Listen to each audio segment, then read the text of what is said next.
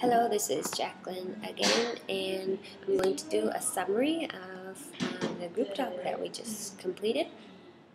Today is November 3rd, 2010, and the topic of our group talk was our jobs. So we all got to talk a little bit about some work that we do other than teaching and learning English. So one of our students owns a nail salon, so she's a nail artist. Another student sells internet advertising, and another student is also a university student, so she doesn't currently have another job, but she did speak about the job she wanted to have in the future. So she's studying cultural studies, and so she hopes to have a job in the future relating to her cultural studies. And for me, other than teaching, I'm also an architect and a designer, so I also do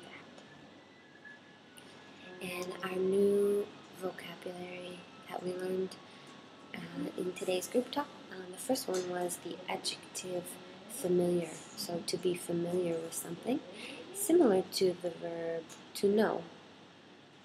So familiar means to have a knowledge of something, a thing, place, or a person. So in an example, I am familiar with this city, so we won't get lost. So this means I know my way around the city, I know the streets, I know the buildings, so we won't get lost. I'm familiar with this place. In another example, you look very familiar. I think we have met before. So this is an example of a person looking familiar to you. So you have knowledge of meeting them in the past. They have a familiar face.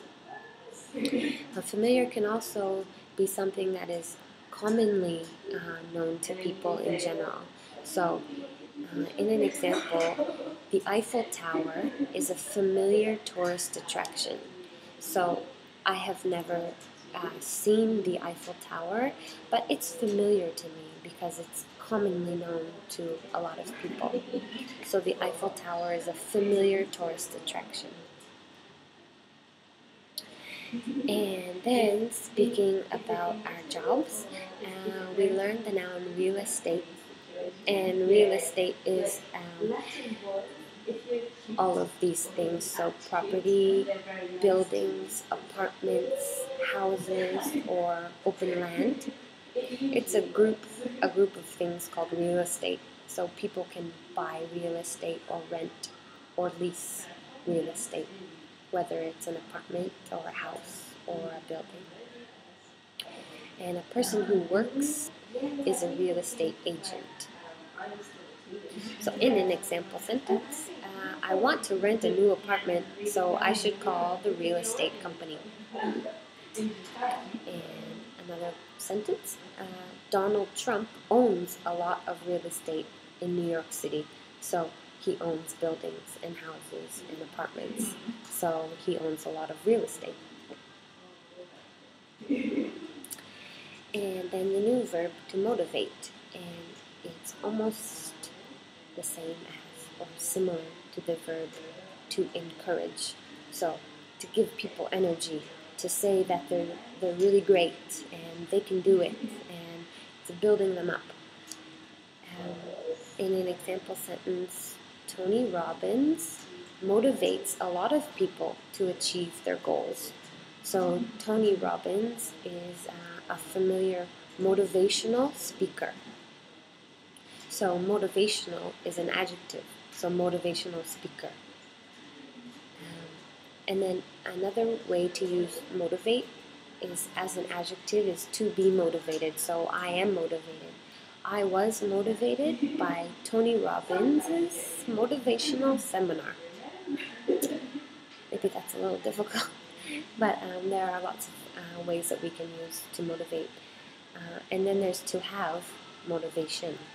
So I have more motivation after going to a Tony Robbins seminar.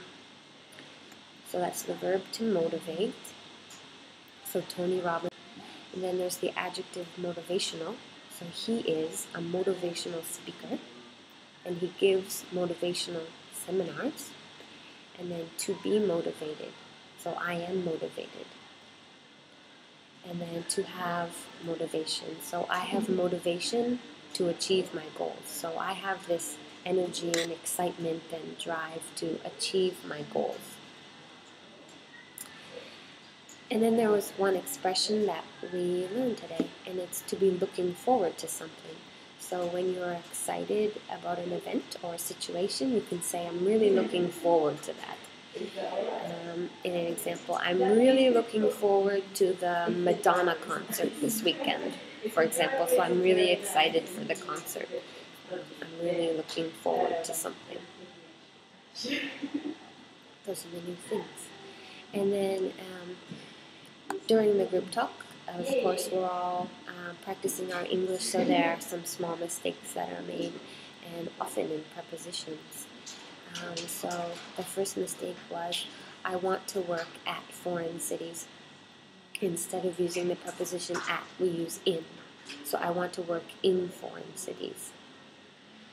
And then, sometimes we do use at when we're talking about a place, so at the station. And sometimes we use in, so in a city. So we can look at different examples of using in or at when you're indicating a place. So I live in Tokyo. So I live in a city, or I live in a country, so I live in Japan. I work in the Starbucks building, so that's inside. I work inside a place, so I work in the Starbucks building. And this is compared to at or on. So I work at Bilingual FM as a location, so it is a place also.